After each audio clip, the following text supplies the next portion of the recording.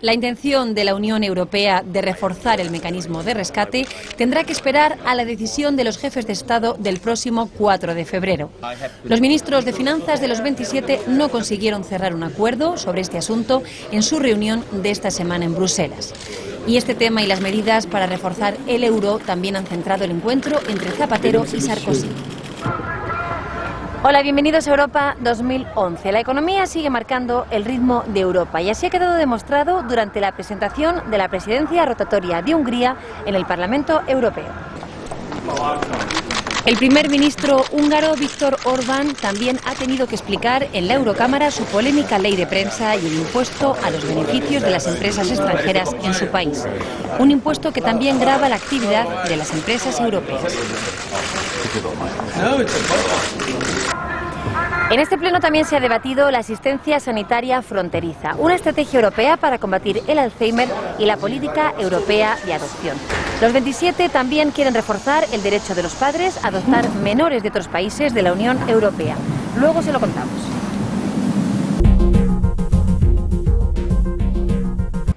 Juntos para lo bueno y para lo malo. Si tenemos una moneda única, también deberíamos contar con una política monetaria común. Este es el mensaje que han querido trasladar los ministros de Economía y de Finanzas en su primera reunión del año. Reforzar el mecanismo de rescate sería un primer paso hacia esa política. Pero la pelota está ahora en el tejado del Consejo Europeo, que se reunirá a principios de marzo.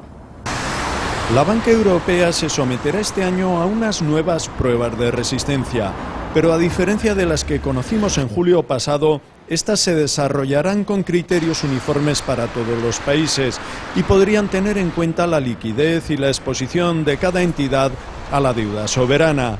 Los ministros de Economía de los 27 reunidos esta semana en Bruselas quieren evitar un nuevo fiasco como el ocurrido en Irlanda, donde bancos que posteriormente fueron intervenidos superaron sin problemas los test de estrés. La vicepresidenta Salgado cree que nuestras cajas acudirán al examen en buenas condiciones. Yo creo que en ese momento las cajas españolas llegarán en excelentes condiciones porque habrán avanzado en ese proceso de reestructuración operativa y por lo tanto previsiblemente en la disminución de costes. Los países de la zona euro no lograban cerrar un acuerdo para incrementar las capacidades del fondo de rescate.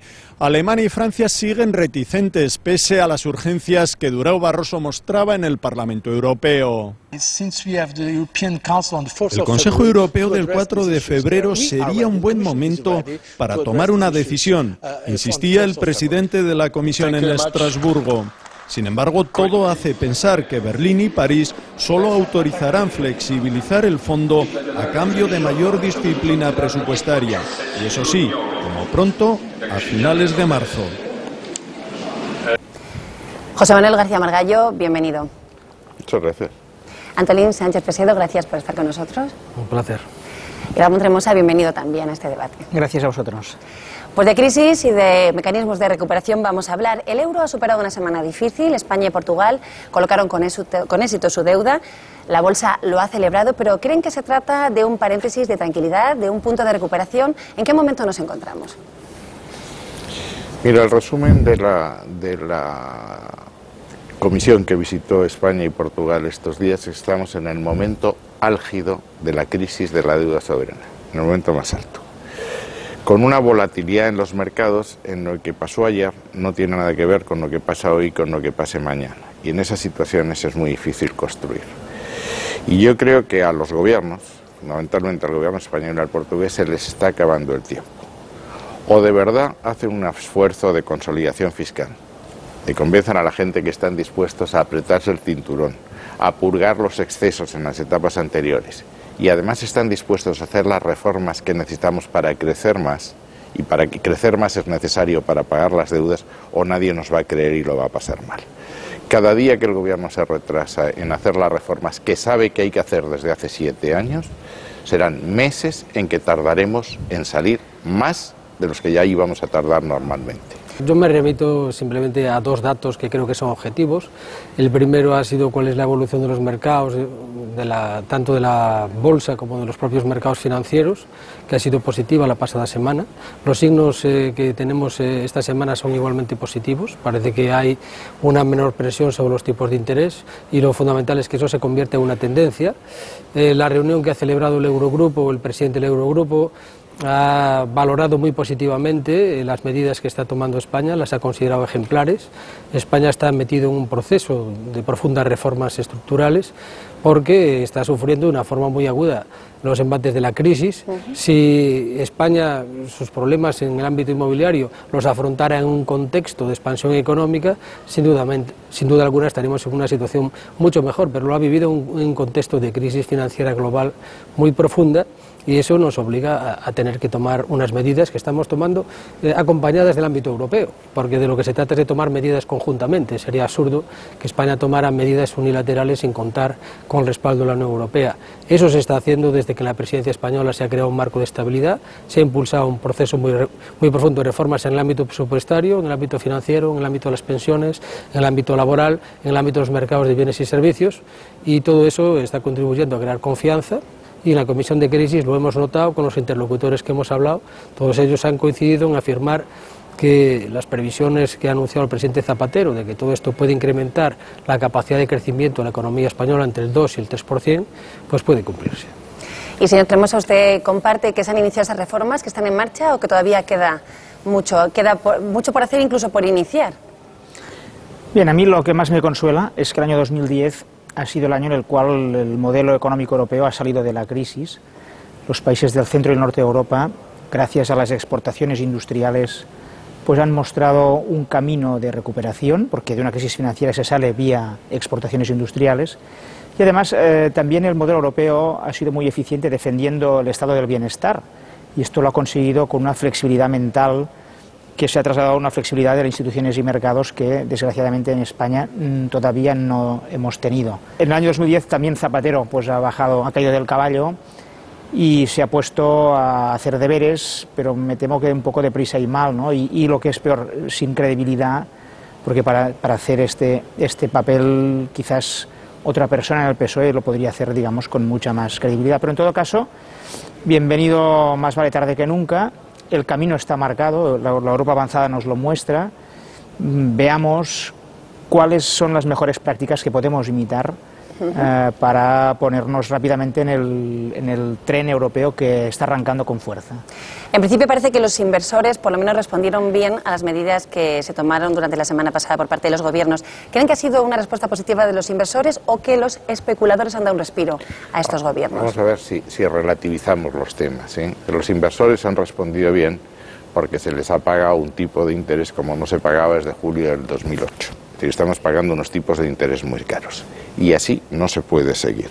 Cuando usted paga unos tipos de interés más altos, es una factura más que se une a la pila que ya tiene y más difícil es pagar esa deuda y es menos recursos que usted tiene para hacer otras cosas. En este momento, en el presupuesto español, la primera partida es prestaciones por desempleo y la segunda partida es servicios a la deuda pública. No queda prácticamente dinero para los servicios esenciales y no queda desde luego prácticamente dinero para inversiones productivas. Por tanto, el éxito, a mí, el decir que ha sido un éxito colocar el dinero al precio que lo hemos colocado, me parece un eufemismo. ¿Cree realmente que nos estamos endeudando demasiado para salir de esta crisis? Bueno, realmente cuando se habla del servicio de la deuda yo simplemente tendría que decir que España tiene una situación en materia de deuda mucho mejor que la mayoría de los países de la eurozona, 20 puntos por abajo, y todo el mundo calcula que al salir de esta crisis se irá teniendo 20 puntos por abajo. Que España en un momento de grave crisis económica tenga un capítulo muy importante dedicado a la cobertura de desempleo forma parte de lo que se llama los estabilizadores automáticos, que hoy en día no se discute, y lo fundamental es cómo conseguir reorientar nuestra economía para que en lugar de la cobertura del desempleo se entremos en una fase de promoción activa de empleo. Y eso es lo que se está realizando en España, aunque probablemente el Partido Popular, no sé si es que no quiere enterar o es que lo que no quiere es comprometerse realmente a trabajar en esta dirección. Lo que ocurre es que las valoraciones de los socios europeos, tanto de Merkel como de Sarkozy como de Juncker, todos consideran muy positiva la evolución de España, se están tomando medidas muy importantes y yo considero que esas medidas son las que van a permitir que este año 2011 se produzca la inflexión definitiva. Hemos tenido un periodo de una recesión bastante profunda en el año 2009, en el año 2010 hemos ido ya recuperando el tono de nuestra economía y el año 2011 va a ser un año en que efectivamente comencemos a crecer y lo que es muy importante es acelerar esa tendencia de crecimiento acompañado de un proceso de reformas que incrementen la capacidad potencial de crecimiento de nuestra economía. Y eso es lo que se está realizando, eso es lo que los mercados van a apreciar cada vez con mayor fortaleza y eso es lo que va a contribuir que este sea un ejercicio positivo para nuestra economía. El señor Tremosa quería añadir algo. Sí, no, me gustaría compartir... Brevemente, vamos a intentar ser más breves para que nos dé más cabida al debate. Todo lo que ha dicho siempre Seba, ¿no? A ver, España tiene un problema de deuda total, más que deuda pública, porque la deuda privada pues es mucho más alta que la pública y globalmente la preocupación que hay aquí en Europa es que en los 2 últimos años no ha empezado a reducirse el stock de deuda privada, digamos, cuando la pública está creciendo mucho, ¿no? Porque en 3 años se ha duplicado en porcentaje del PIB. Luego, la deuda es buena o es mala en función de si se invierte en gasto corriente o en gasto de capital. Si resulta que la deuda es para pagar intereses de deuda pública y para pagar subsidios de paro, tenemos un problema porque la deuda, digamos, a largo plazo es sostenible si se puede reinvertir en infraestructuras como el corredor ferroviario mediterráneo, digamos, que sirvan a la economía productiva y que permitan a la economía crecer con fuerza. Y me temo que, a pesar del cambio de ruta, que con buena intención, entiendo, ha empezado el gobierno español para intentar mejorar la situación, pues falla una estrategia de crecimiento creíble, digamos, que es lo que emite sombras en el juicio español, ¿no? Porque, y con esto acabo, digamos, estas primeras semanas del 2011 han ido bien porque el Banco Central Europeo ha comprado deuda pública de países como España y Portugal, cuando no, ahora que empieza a subir la inflación porque el norte de Europa crece y se tengan que subir tipos de interés y se quiera, digamos, poner fin a estos estímulos extraordinarios que siguen aguantando los países periféricos, ahí tendremos un cruce de caminos que difícilmente va a resistir un test, digamos, duro, ¿no? Decía usted que no había dinero para los servicios esenciales. ¿Va a suponer eso que España va a salir más tarde de la crisis que el resto de los países europeos? Vamos a ver, yo creo que este gobierno está con una fecha de caducidad y lo que está empatado a seguir. Es decir, lo que hace es endeudarse y el que venga detrás que arree, que es lo que a mí, por tanto, que acertasen me parecería magnífico, porque tengo la impresión de que la situación la va a tener que administrar otro partido, creo que el mío, dentro de año y medio, y nos van a dejar esto hecho un corral. Entonces, el problema, ojalá acierten, y yo no tienen que convencer al Partido Popular, a quien tienen que convencer es a los mercados.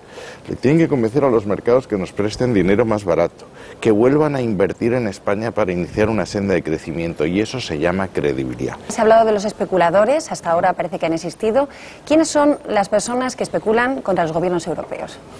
Bueno, realmente cuando existen algún tipo de incertidumbres, generalmente hay movimientos especulativos y por eso lo que se trata es de adoptar medidas y hay grandes fondos de inversiones que pueden tratar de arbitrar en determinados momentos en los que no existe una tendencia estable en los mercados y por eso hay que tomar medidas, pero hay que tomar medidas no solamente en el ámbito español, que es donde se están adoptando, hay que tomar medidas en el ámbito europeo y Europa ha dado la sensación de que ha estado por detrás de los acontecimientos, es decir, que no eran los gobiernos los que gobernaban los mercados, sino que eran los mercados los que estaban gobernando Europa y además con un exceso de volatilidad. Por eso nosotros valoramos muy positivamente que bajo la presidencia española se acordara un mecanismo de estabilidad, que en este momento se haya ya decidido que ese mecanismo de estabilidad va a tener un carácter permanente, que se esté discutiendo cuál debe ser el papel de ese mecanismo de estabilidad, que no es solamente entrar cuando hay un momento de crisis ya final en un país, sino que debe tener una función de estabilizar los mercados, no solamente como un mecanismo de último recurso, sino también para corregir la volatilidad y establecer unas bandas de evolución en los mercados financieros y además debe ser un mecanismo más amplio de lo que ha sido hasta ahora, pero más amplio no significa que haya que gastar más, sino que muchas veces que esté más dotado significa que se tiene que utilizar menos menos, porque va a tener un carácter disuasivo. Lo que se trata es de disuadir a los especuladores, que los existe, y están actuando en los mercados, como hemos podido apreciar todos estos años y como estamos apreciando ahora, y hacer valer la capacidad de potencial económico que existe en Europa. Europa en muchas ocasiones está pagando más de lo que debe como consecuencia de la falta de gobernanza económica. Señor Tremosasi. Sí, a ver, no podemos escudarnos en los especuladores como los malos de la película. O sea, si yo compro camisas en la China a 3 euros y las vendo en Barcelona a 10 euros, eso es especular, porque la definición de especular es comprar barato para vender un poco más caro y sacar un beneficio. Entonces, eso que lo aceptamos en el comercio internacional también sucede en las finanzas, ¿no? Entonces, ¿por qué los especuladores no especulan contra Suecia o contra Alemania? Pues porque hay gobiernos solventes que hacen y ejecutan una política solvente y que administran bien, más o menos bien, el presupuesto público y con una estrategia de crecimiento creíble. Entonces, allí no especulan los mercados. Entonces, para mí me parece, digamos, un viaje al pasado, hace 50 años, decir que los culpables de todos los males son los especuladores, porque eso es no entender cómo funciona hoy en día la vida financiera y económica. Si uno no quiere sufrir los ataques especulativos, si ingresa 100, que gaste 100, y que no quiera gastar 150 y luego tenga que dar cuentas con aquellos que le exigen más interés o más garantías cuando ven que al cabo de los años aquello va de mal en peor, ¿no? Se habla siempre de que el siguiente país europeo que va a precisar del fondo de rescate va a ser Portugal. ¿Por qué se sabe con esa claridad? Ni se sabe ni no se sabe, insisto, es que aquí vivimos en una economía globalizada en que los mercados deciden, y lo que se sabe es que los portugueses están teniendo que pagar mucho más de lo que pagaban antes y mucho más que otros para colocar su deuda. Cuando llegue a un listón en que ya no les compense pedirlo a los mercados, lo pedirán al fondo de rescate.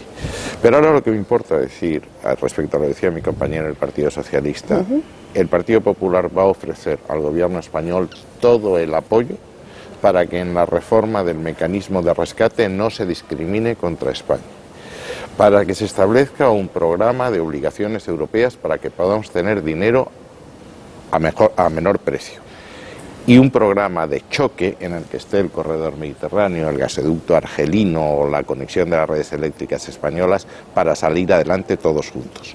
Lo que espero es que el gobierno español en el Consejo sea capaz de sostener las posturas que le vamos a brindar del Parlamento, porque la experiencia de la presidencia española es que ese instrumento de rescate nos lo establecieron en una conversación Sarkozy y Merkel. El señor Zapatero tuvo la misma intervención en eso que el señor Tremosalló o el primer ministro de Malta, porque bastante tenía con presidir su propia crisis como para estar dando consejos a los demás. Yo quiero dar la bienvenida a esa actitud de colaboración del Partido Popular, porque la crisis ha comenzado desde hace muchos años y hemos tenido que tomar medidas dramáticas, incluso de ajuste presupuestario, y que estuvieron a punto de fracasar por la actitud irresponsable del Partido Popular. Yo creo que debiera comprometerse realmente con los intereses de España y reconocer que la actuación de España ha sido muy positiva para que Europa dé una respuesta a la crisis. Y yo creo que lo fundamental es que lo hagamos desde una perspectiva europea. Tenemos que estabilizar Europa, tenemos que saber que las políticas de ajuste per se son fundamentales, pero que necesitamos también políticas de inversión para que restablezcan la capacidad de crecimiento. Es necesario apostar por los eurobonos, es necesario movilizar nuestra economía y también hacerlo en la medida de lo posible con la máxima cohesión social. Y ahí yo creo que es donde tenemos que buscar compromisos y arrimar el hombro. Se nos va acabando el tiempo de este debate. Me gustaría que hiciéramos un último apunte los tres sobre si estamos en el camino de salir de la crisis. Yo pienso que este año 2011 va a ser un año en que la economía global volverá a crecer a tasas como el año pasado, 2010, entre el 3-4%, quizás un poco más. El centro y el norte de Europa va a seguir creciendo, digamos, si no hay nuevas crisis de moneda o bancarias, digamos, al ritmo que lo ha hecho en el 2010. Y tengo mis dudas con respecto a España. Me parece que vamos a seguir, en el mejor de los casos, estancados. Y ojalá me equivoque en ese diagnóstico, porque estoy hablando de amigos que conozco que están sin trabajo y sufriendo, digamos, una situación que en parte la crisis es global, pero digamos las soluciones han sido locales y aquí sí que ha habido países que las han sabido dar más rápido y mejor que en el caso español, ¿no? Señor García Margallo.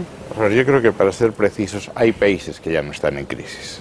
Desde luego no lo está en todas las economías emergentes, no lo está Alemania dentro de la Unión Europea y hay otros países que siguen enfangados en la crisis que somos nosotros. Y el problema no es dónde estemos hoy, sino dónde vamos a estar mañana. Y yo insisto, o se coge el toro por los cuernos o vamos a seguir enfangados, vamos a seguir reptando por el suelo con crecimientos muy leves, con perjuicio para todas esas personas que nos preocupan.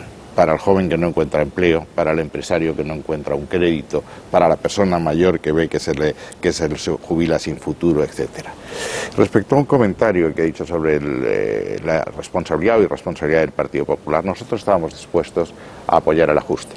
Lo que no es un ajuste en que siempre se suprime la sopa del abuelo en vez de suprimir el Ministerio de Igualdad, para poner un ejemplo, que es lo que nosotros propusimos. Cuando se habla con nosotros, y en Europa Antolín Sánchez Presedo lo sabe, se habla con seriedad y se sabe a dónde va, suelen tener nuestro apoyo. Si se nos dice que vayamos con los ojos ciegos siguiendo a un señor cuya trayectoria conocemos, es difícil. Y yo lo que insisto es que encomendar un programa de reformas como el que hay que hacer a este gobierno que está acabado es casi tan ingenuo como lo fue encomendar a Fernando VII que pusiese en marcha una constitución liberal. Señor Sánchez Presedo, le toca dar su veredicto final. Realmente todos los organismos internacionales lo que dicen es que durante el año 2011 a nivel global va a existir un crecimiento importante, aunque puede decaer ligeramente como consecuencia de que los planes de estímulo han finalizado y ahora debe ser la iniciativa privada la que tome el relevo. Se dice que la eurozona durante el año 2011 va a tener una pequeña inflexión en su crecimiento, pero en ese escenario de inflexión en el crecimiento todo el mundo coincide en que España va a ser un país que va a crecer por encima de la media y va a reforzar su crecimiento durante el año 2011 y por lo tanto se va a situar en condiciones de alcanzar esos niveles entre el 2 y el 3% en los años siguientes. Yo creo por lo tanto que puede ser un año positivo. Sería muy importante que el Partido Popular realmente trabajase, fundamentalmente porque estamos en la crisis más importante de los últimos 80 años y para España sería una buena señal que todo el mundo se comprometiera en las reformas que el país necesita para seguir adelante. Y a nivel europeo lo que sí tenemos claro es que nuestro gran desafío es que el estado de bienestar, el modelo europeo del bienestar que hemos consagrado en un momento con una buena pirámide demográfica y un momento en que en el mundo había solamente los países avanzados que eran los que tenían las principales relaciones económicas, pues sea viable, que ese estado de bienestar lo hagamos viable en una sociedad que tiene una tendencia al envejecimiento y con grandes países emergentes. Ese es nuestro desafío y Europa tiene que prepararse para superar esa prueba. Bueno, el compromiso de Europa 2011 es volver a hablar sobre este tema y convocarles de nuevo. Muchas gracias a los tres por habernos acompañado hoy. Muy bien, muchas gracias. Gracias a vosotros. La crisis sigue siendo una prioridad de la Unión Europea y también marcará la presidencia rotatoria de Hungría. El primer ministro de este país, Viktor Orbán, ha explicado esta semana en el Parlamento Europeo la agenda presidencial para este semestre. La oscura sombra de la crisis económica quedó eclipsada por la sospecha sobre las formas democráticas de la debutante presidencia húngara. La controvertida ley de prensa y su posible colisión con los avanzados principios éticos de la Unión preocupaba más a los eurodiputados, sobre todo a los de la izquierda, que la obligada agenda económica. Usted dice que su ley húngara es parecida a la de otros Estados miembros. Pues está claro que si algunos países, y pienso en el mío, todavía tienen que avanzar, ¿en qué otro país de la Unión Europea un medio de comunicación se arriesga a que se le imponga una multa de 700.000 euros por un atentado contra la moral? Hay una serie de errores sobre el contenido de la ley. Voy a poner un solo ejemplo. En la ley de prensa húngara no se pueden imponer sanciones por razones de falta de equilibrio. Evidentemente que no. Y ustedes critican esa posibilidad que no existe. Yo lo que le propondría es que suspenda usted la aplicación de la ley mientras espera el dictamen de la Comisión, y ese dictamen tiene que llegar sin demora. Se impuso la idea de esperar al pronunciamiento de la Comisión Europea con el compromiso expreso del primer ministro Orbán de modificarla si la instancia europea lo considera necesario. La sanidad transfronteriza ha vuelto al Parlamento Europeo, esta vez para estudiar la directiva sobre los derechos de los pacientes que deseen recibir asistencia sanitaria en un país de la Unión Europea diferente al suyo. Estemos donde estemos dentro de la Unión, nuestro derecho a recibir asistencia sanitaria va con nosotros. En España, por ejemplo, viven más de 2 millones de extranjeros comunitarios. La atención a estos residentes hasta ahora se ha guiado por acuerdos bilaterales y en 2009 los países de origen nos han pagado más dinero que el que hemos gastado en atenderlos. Sea o no atendido por la sanidad, el país de origen paga unos 300 euros mensuales al país donde está residiendo esa persona. Por este concepto, España tiene un saldo positivo de cerca de 600 millones de euros. La nueva directiva unifica los criterios de funcionamiento entre todos los países miembros. ¿Y qué pasa cuando una persona que está de paso en un país que no es el suyo necesita atención médica urgente? Se le atiende. Y o bien adelanta el dinero y al volver a su país de origen se lo reembolsan, o las propias administraciones se pasan directamente la factura de los gastos. Pero siempre se atiende. Dado que somos uno de los principales destinos turísticos del mundo, son más los turistas comunitarios que atendemos que los españoles que requieren asistencia en otros países de la Unión. Por eso, mientras que en 2009 la Seguridad Social pagó 33 millones por cuidarnos en otros países de Europa, la suma de las facturas que nosotros emitimos se eleva a 89 millones, casi el triple. El Parlamento Europeo ha aprobado una resolución en la que pide que se garantice el derecho de los niños abandonados a vivir en un entorno familiar. De ese modo se quiere evitar que los menores se vean obligados a permanecer durante largos periodos internados en instituciones. Hay niños abandonados en todos los países de la Unión Europea. Niños abandonados o niños en situación de grave desprotección, que pudiera dar lugar, entre otras opciones, a la adopción, pero no exclusivamente a la adopción. La tendencia es, además de la adopción, la acogida familiar. El desarrollo de la acogida familiar como alternativa de protección. Lo que hay son niños que viven en residencias pero que jurídicamente no son adoptables y por lo tanto de forma temporal han de estar en las residencias. Y ese es el reto que en estos momentos está afrontando España y va a afrontar la Unión Europea. El evitar en la medida de lo posible que esos niños permanezcan mucho tiempo en los centros y en las residencias. La resolución parlamentaria aboga para que las instituciones de la Unión Europea se impliquen en los foros internacionales para mejorar y facilitar los procedimientos de adopción internacional y acabar con la burocracia innecesaria. También para que se comprometan a salvaguardar los derechos de los niños de terceros países. La Eurocámara pide a los Estados miembros que se tengan en cuenta las consecuencias emocionales, sociales y educativas de alejar a un niño de su lugar de origen. Por eso propone que se dé prioridad a la adopción en el país de origen del niño. Hay pocos países de la Unión Europea que den a sus niños en adopción internacional. Podemos hablar de 4 o 5 países como Hungría, Bulgaria, Polonia, pero el número de niños que llegan de esos países de la Unión Europea es muy escaso. En el año 2010 a la Comunidad de Madrid llegaron una veintena de niños de países de la Unión Europea, mientras que de otros países del mundo pues llegaron a superar los 500 niños.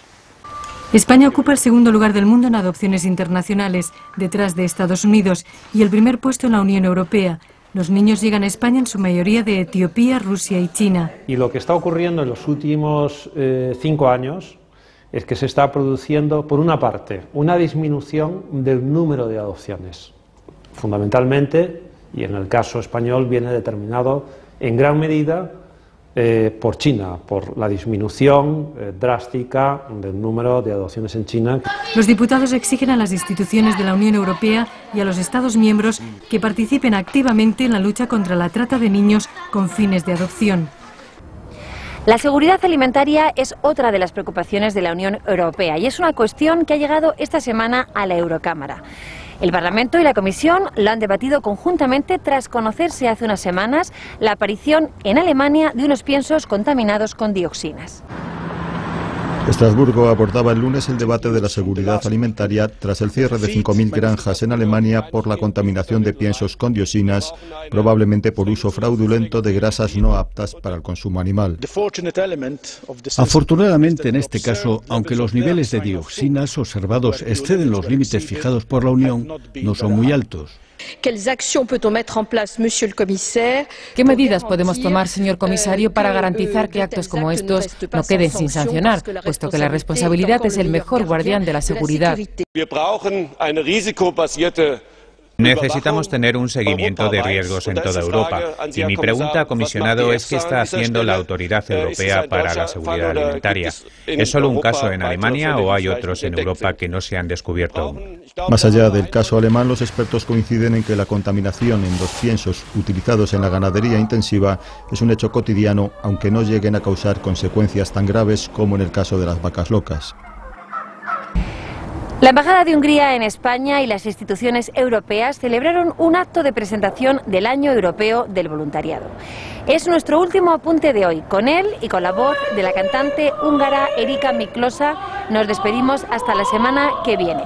Ya saben que todo sobre Europa aquí en Europa 2011. Adiós.